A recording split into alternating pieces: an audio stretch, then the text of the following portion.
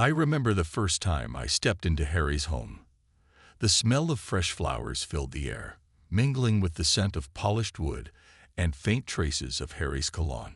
It felt welcoming, yet intimidating, like stepping into someone else's life.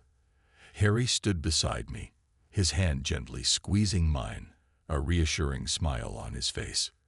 "Welcome home, Monica," he said softly, his eyes full of warmth. I smiled back, trying to push away the nerves that fluttered in my stomach. "Thank you, Harry. It's beautiful." He led me through the house, pointing out the little details that made it his. "This is the living room," he said, gesturing to a cozy space with a large sofa and a fireplace. "And over here is the kitchen. I can't wait to cook for you." I laughed, feeling a bit more at ease. "I hope you're a good cook. I'm not exactly a gourmet chef." Harry chuckled. "I can manage. We'll figure it out together." We continued the tour, Harry showing me the study, the guest room, and finally, the nursery. The door was slightly ajar, and as we entered, I saw Hannah for the first time. She was sitting on the floor, playing with a set of colorful blocks. Her big blue eyes looked up at us, curiosity and caution flickering in them. "Hannah, this is Monica," Harry said, his voice gentle. "She's going to be living with us now." Hannah stared at me for a moment before giving a small nod. "Hi," she said quietly. "Hi, Hannah," I replied, kneeling down to her level. "It's nice to meet you." She didn't say anything, just watched me with those wide eyes. I felt a pang of uncertainty, wondering if she would ever accept me. But I pushed the thought aside, determined to make this work. The days that followed were a whirlwind of unpacking and settling in. Harry was always there, helping me adjust, making sure I felt comfortable. But there was an undercurrent of tension that I couldn't ignore. Every time I looked at Hannah, I felt a mixture of emotions: jealousy, resentment, and a deep, gnawing insecurity. One evening, after we had put Hannah to bed, Harry and I sat in the living room, sipping tea. The silence between us was comfortable, yet I could sense there was something on his mind. "Harry," I said softly, breaking the quiet, "I want to be a good stepmother to Hannah. But it's hard. I feel like I'm intruding on something special between you two." He sighed, setting his cup down. "I understand, Monica. It's a big change for all of us.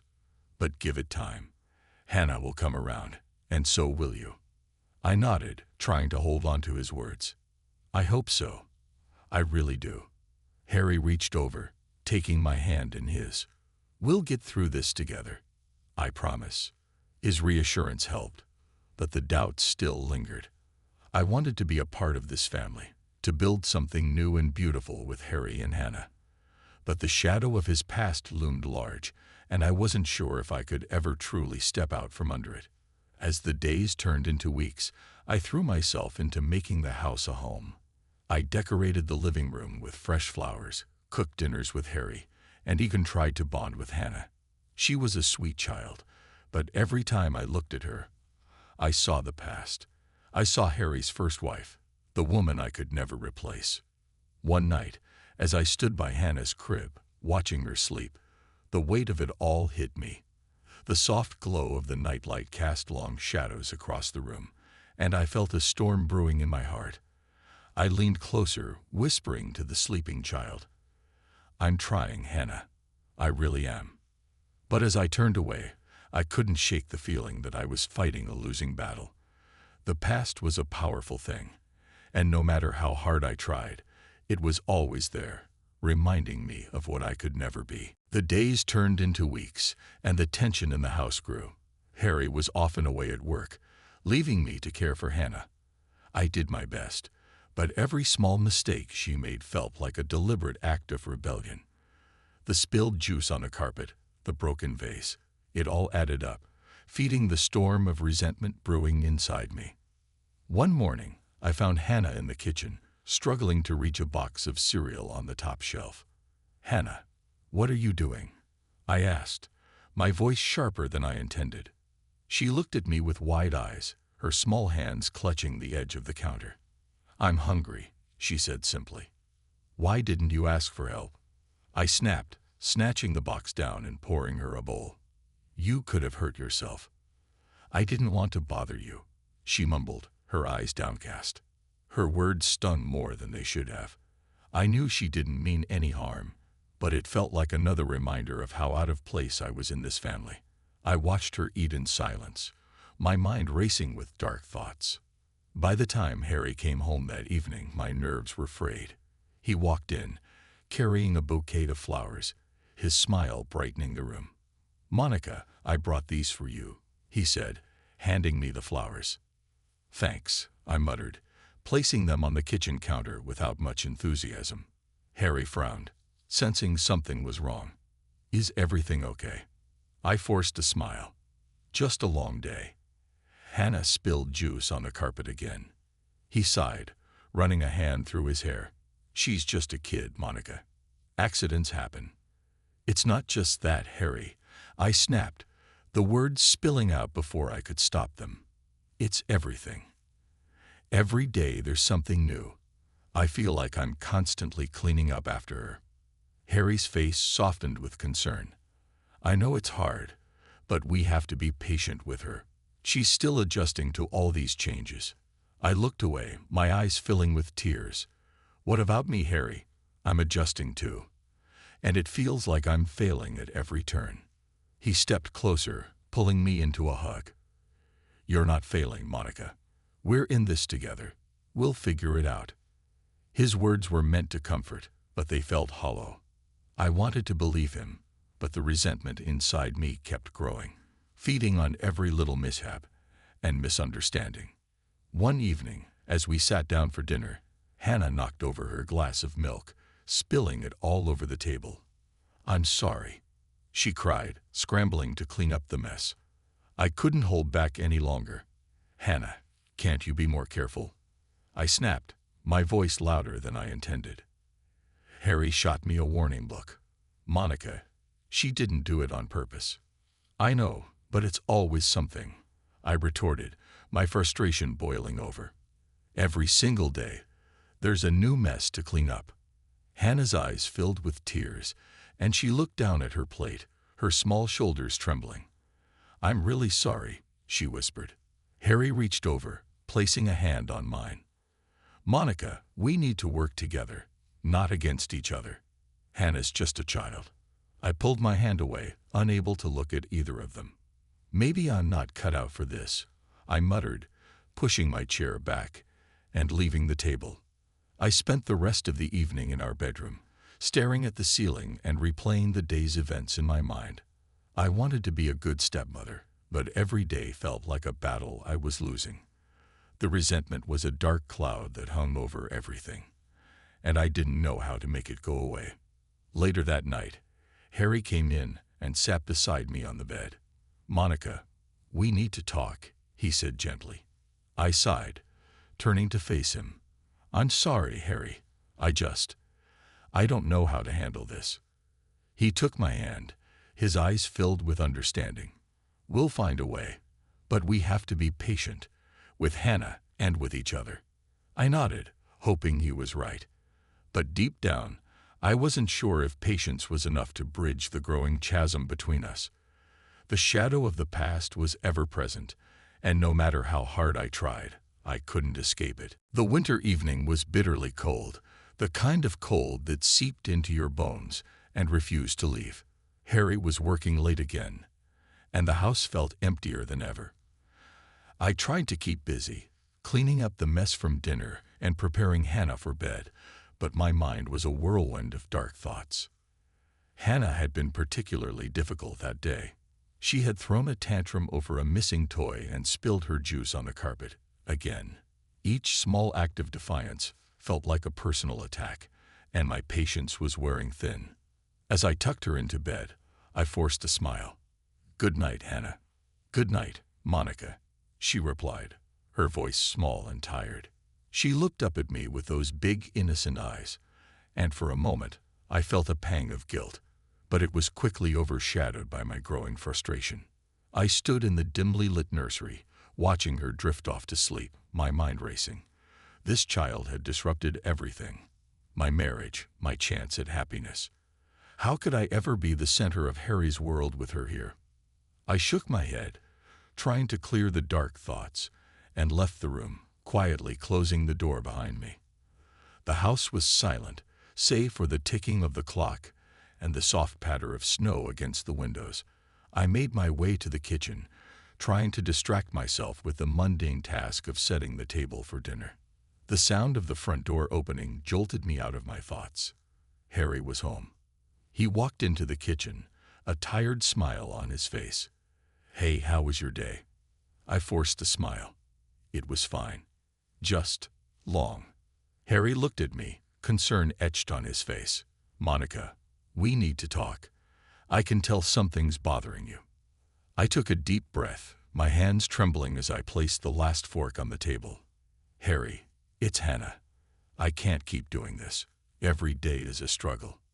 He sighed, running a hand through his hair. "Monica, she's just a child. She's still adjusting. We all are."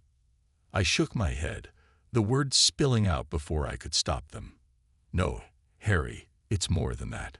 She's a constant reminder of your past, of everything I'll never be.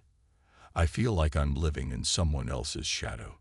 Harry's eyes widened in shock. "Monica, that's not fair. She's my daughter. She needs us." "And what about me?" I snapped, my voice rising. "What about my needs? I feel like I'm losing myself in this house, in this life that isn't really mine." Harry stepped closer, his expression softening. "We'll get through this, Monica. Together. But we have to be patient." I pulled away, the anger boiling over. "I've been patient, Harry. I've tried so hard, but it's never enough. I'm always second place." The room fell silent, the tension thick in the air. Harry opened his mouth to speak, but I cut him off. "I need you to choose, Harry. It's either me or Hannah." His face went pale, his eyes filled with disbelief. "Monica, you can't ask me to do that. She's my daughter." I turned away, my heart pounding. "I can't do this anymore, Harry. I just can't." Before he could respond, a loud crash echoed from the living room. We both rushed out to find Hannah standing in the middle of a mess.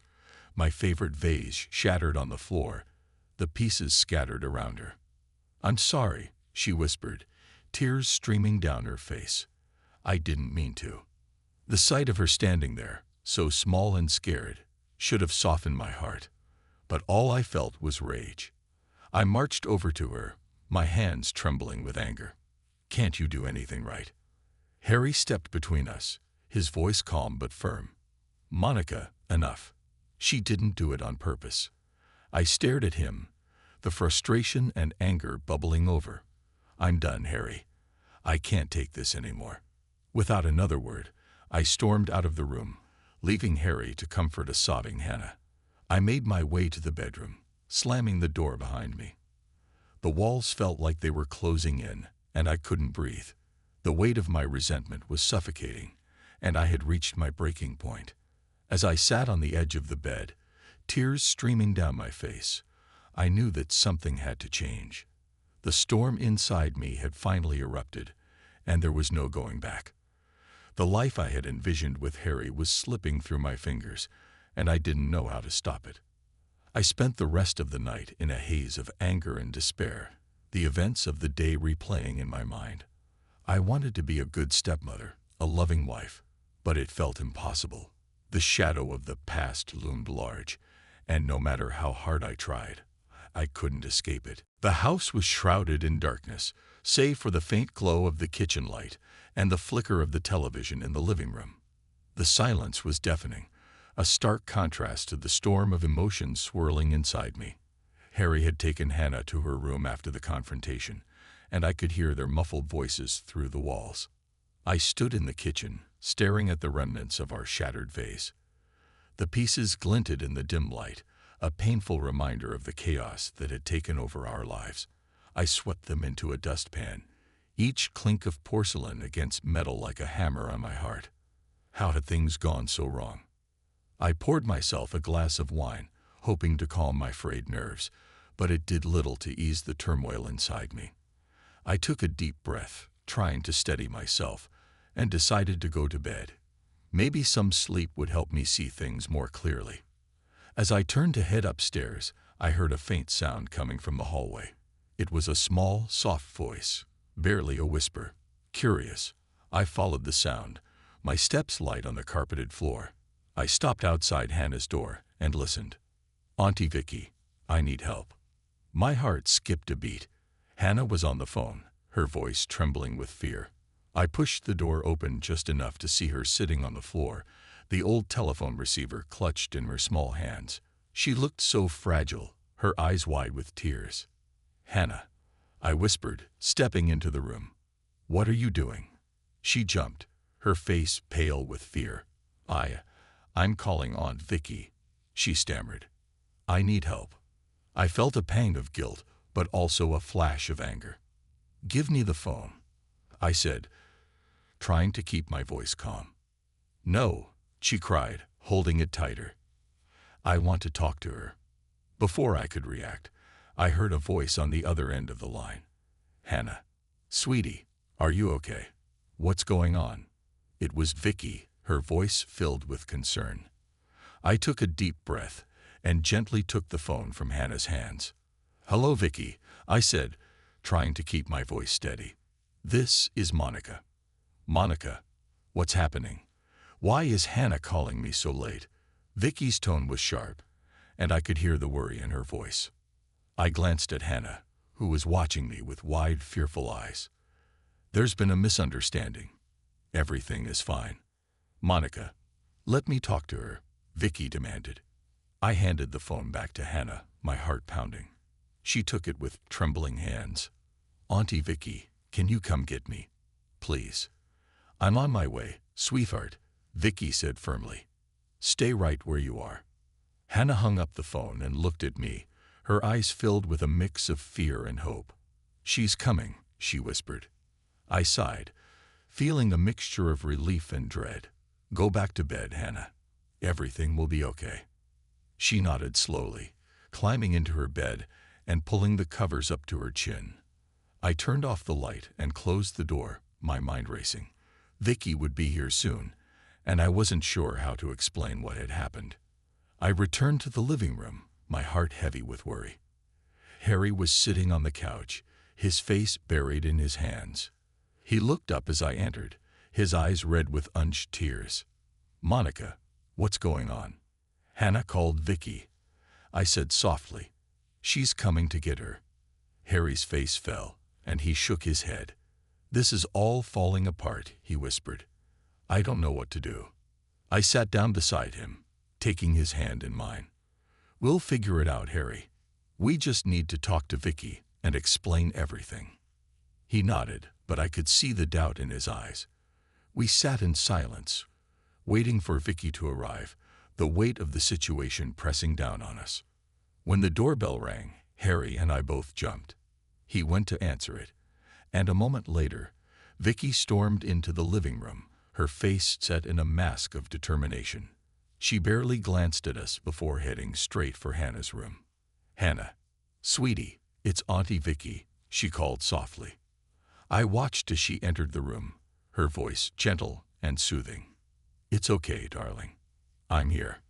A few minutes later, she emerged with Hannah in her arms, the child clinging to her neck. Vicky's eyes were filled with anger as she looked at us. "I'm taking her home with me. She needs to be safe." "Vicky, please," Harry began, but she cut him off. "No, Harry. She called me because she was scared. This isn't right." I felt tears welling up in my eyes.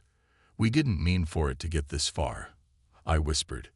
"We're trying our best." Vicky's expression softened slightly, but her resolve remained. "I know you are, Monica, but right now, Hannah needs stability and love. I'm taking her with me." Harry nodded, his shoulders slumping in defeat. "Take care of her, Vicky. We'll figure this out." Vicky nodded and turned to leave, carrying Hannah out of the house. As the door closed behind them, the silence that filled the house was heavy and suffocating. Harry and I sat in the living room, the weight of our failure hanging over us. We had reached a breaking point, and there was no turning back. The storm that had been brewing had finally erupted, and we were left to pick up the pieces of our shattered lives. The house felt like a tomb after Vicky left with Hannah. The silence was heavy, filled with the echoes of what had been said and done. Harry and I barely spoke to each other, each of us lost in our own thoughts. The reality of our situation was sinking in, and it was suffocating. The next morning, Harry called in sick to work. We sat at the kitchen table, the untouched breakfast between us a testament to our shared despair. I stared at my coffee, my mind replaying the events of the previous night over and over again. Harry broke the silence first. "Monica, we need to talk about what happened." I looked up at him, my eyes filled with tears. "I'm so sorry, Harry. I never wanted it to get this far." He sighed, rubbing his temples. "I know, but we have to face the consequences now. Vicky's not going to let this go." Just as he finished speaking, the phone rang. We both stared at it for a moment before Harry reached over to answer it. "Hello."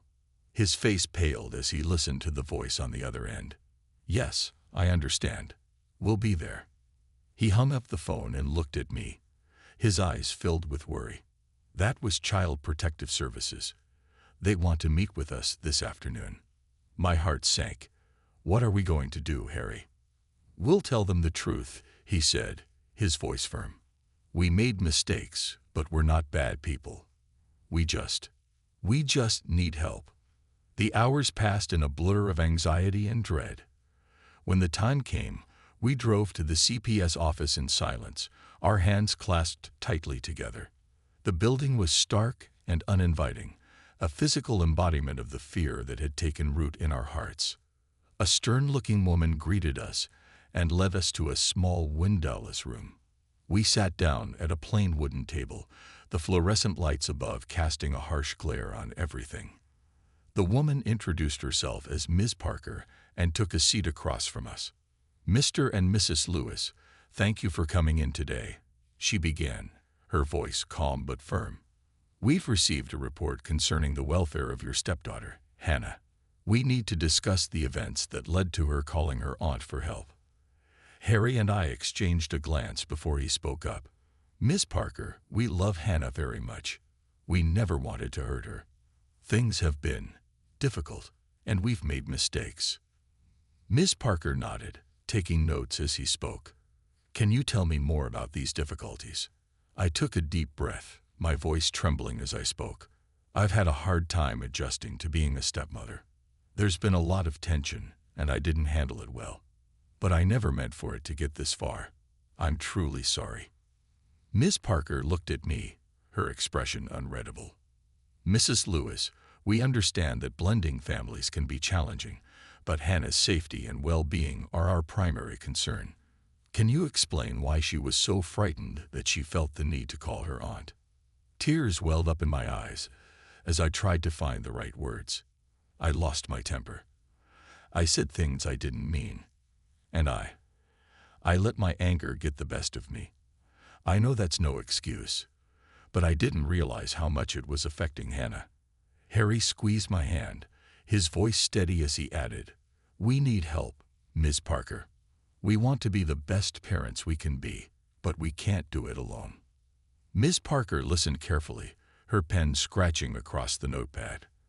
After a moment, she looked up at us. "Thank you for your honesty. Based on what you've told me, it's clear that there are significant issues that need to be addressed. For Hannah's sake, we're going to recommend that she stays with her Aunt Vicky for the time being." My heart ached at her words, but I knew they were right. Hannah needed stability, and right now, we couldn't provide that. Ms. Parker continued, "We'll set up a plan for you to receive family counseling and parenting classes. With time and effort, we hope you'll be able to create a safe and nurturing environment for Hannah. But until then, she'll remain with her aunt." We nodded, the weight of her words settling over us. "Thank you, Miss Parker," Harry said quietly. "We'll do whatever it takes." As we left the CPS office, the reality of our situation hit us full force. We had a long road ahead of us, filled with difficult conversations and hard work. But for the first time in a long while, there was a glimmer of hope. Back at home, the silence was no longer oppressive. It was a space for reflection, a chance to start rebuilding. Harry and I sat down at the kitchen table, our hands still clasped together. "We'll get through this, Monica," Harry said, his voice filled with determination. "We'll make things right." I nodded, tears streaming down my face. "Yes, we will." For Hannah. As the days turned into weeks, we threw ourselves into the process of healing and learning. Counseling sessions brought up painful truths, but they also gave us the tools we needed to move forward. Parenting classes taught us how to communicate better, how to handle our emotions, and how to be the parents Hannah deserved. It wasn't easy, and there were days when it felt like we were making no progress at all. But slowly, things began to change. The house no longer felt like a battlefield. It became a place of growth, of second chances. We visited Hannah at Vicky's house regularly, each visit a step towards rebuilding the trust we had lost. Vicky was supportive, her home a safe haven for Hannah as we worked on ourselves. She provided the stability Hannah needed while encouraging us to keep going. One evening, after a particularly challenging counseling session, Harry and I sat on the porch, watching the sun set. The sky was a brilliant tapestry of oranges and pinks, a reminder that even the darkest days could end in beauty. "We've come a long way," Harry said, his voice filled with hope. "Yes, we have," I replied, squeezing his hand. "And we'll keep going. For Hannah. For us." The road ahead was still long, but we were on it together. And that was enough. The days after Hannah went to live with Vicky were some of the hardest I've ever faced. The house was too quiet, and every corner seemed to echo with the memories of our failures. Harry and I were both struggling to find our footing, but we were determined to make things right. Our first family counseling session was scheduled for a Monday afternoon. As we drove to the therapist's office, the silence between us was heavy. Harry reached over and took my hand, giving it a reassuring squeeze. "We're doing the right thing, Monica," he said softly. "We're getting help. For us and for Hannah." I nodded, trying to muster a smile. "I know. It's just, I'm scared, Harry. What if it's too late?" "It's never too late," he replied firmly. "We just have to keep trying." The therapist, Dr. Bennett, was a kind woman in her 50s with a warm smile and gentle demeanor. She welcomed us into her office, which was decorated with calming colors and soft lighting. We sat down on the comfortable chairs, feeling a bit out of place but hopeful. "Harry, Monica, it's good to meet you," Dr. Bennett began. "I know this isn't easy, but I'm here to help you both. Let's start by talking about what brought you here."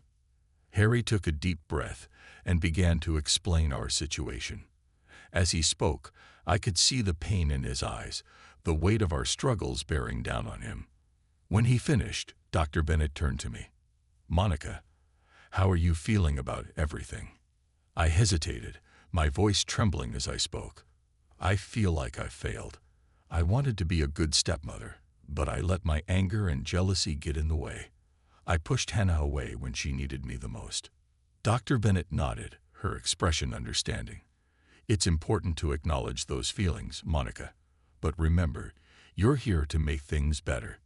It's never too late to start healing."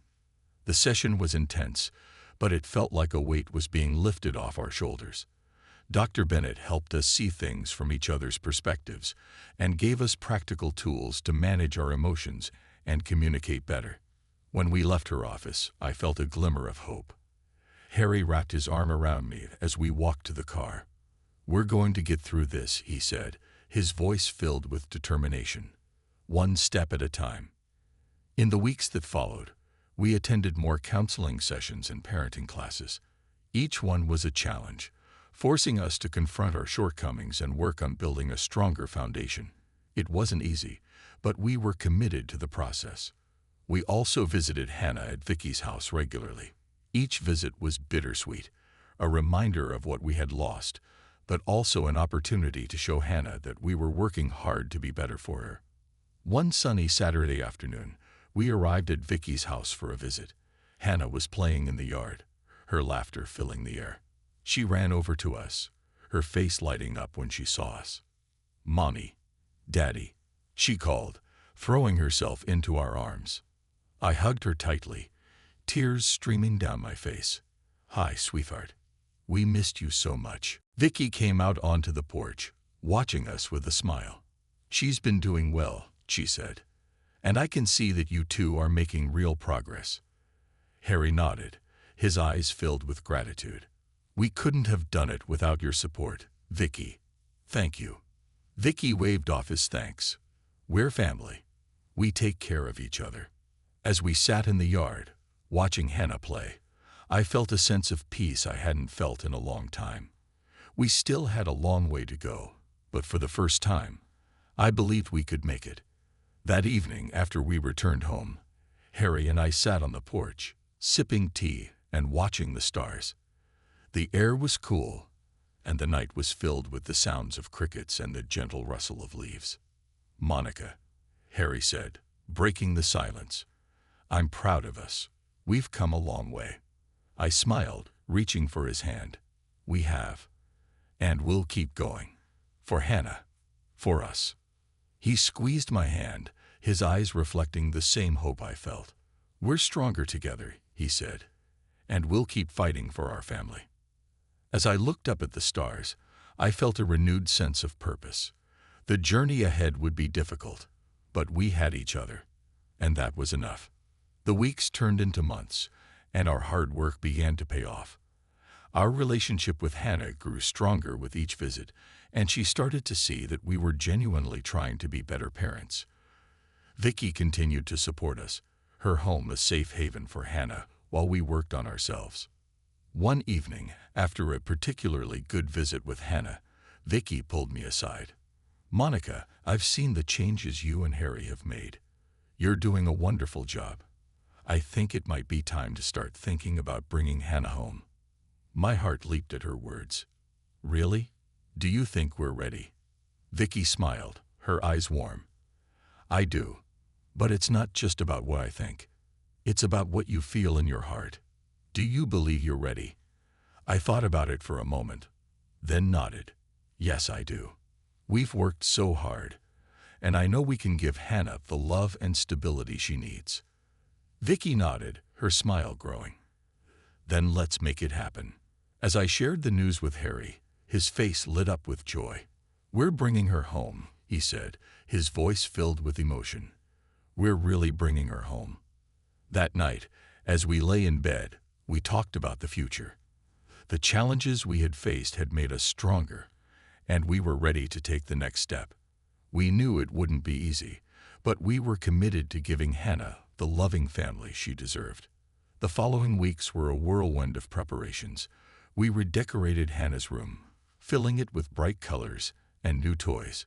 We spent time together as a family, building the trust and love that had been missing for so long. Finally, the day came when Hannah returned home. As she walked through the door, her eyes wide with wonder, I felt a surge of hope and happiness. "Welcome home, Hannah," I said, kneeling down to hug her. She wrapped her arms around me, her voice filled with joy. "I'm home, Mommy." Harry joined us, his arms encircling us both. "We're all home," he said, his voice choked with emotion. As we stood there, wrapped in each other's embrace, I knew that the journey was far from over. There would be challenges ahead, but we were ready to face them together. Our family had been through so much, but we had come out stronger on the other side. And as I looked into Hannah's smiling face, I knew that we had finally found our way home. The morning sun streamed through the windows, casting a warm glow over our living room. It had been a few weeks since Hannah had come back home, and each day felt like a small victory. Harry and I were closer than ever, working as a team to give Hannah the stable, loving environment she deserved. One Saturday, we decided to spend the day at the park. The air was crisp, and the leaves were beginning to change colors, painting the landscape with hues of red and gold. Hannah ran ahead, her laughter ringing through the air, a sound that filled my heart with joy. "Mommy, Daddy, come on," she called, waving us over to the swings. Harry and I exchanged a smile, jogging to catch up with her. He lifted her onto the swing and began pushing gently, her giggles making me smile. "Higher, Daddy, higher," she squealed, her face alight with happiness. As I watched them, I felt a deep sense of gratitude. We had come so far, and the dark days seemed like a distant memory. But I knew that our journey wasn't over. There was still healing to be done, and I was determined to keep working on myself for the sake of our family. After a while, we sat down on a bench, watching Hannah play in the sandpit. Harry took my hand, his touch reassuring. "We've really turned a corner, haven't we?" he said, his eyes reflecting the same relief I felt. I nodded, squeezing his hand. "Yes, we have. I'm so proud of us, Harry. We've come a long way." He smiled, his gaze softening. "And we'll keep going. We've learned so much, and we're stronger for it." As we sat there, the park bustling with life around us, I felt a sense of peace. The path to redemption was not an easy one, but we were walking it together, hand in hand. That evening, after Hannah had gone to bed, Harry and I sat on the porch, a soft breeze rustling the leaves. The sky was clear, the stars twinkling like tiny beacons of hope. "Monica," Harry began, his voice serious but gentle, "I want you to know how much I appreciate everything you've done. I know it wasn't easy, but you never gave up." I looked at him, my eyes filling with tears. "I couldn't have done it without you, Harry. You've been my rock." He leaned in, kissing my forehead. "We're a team. We always will be."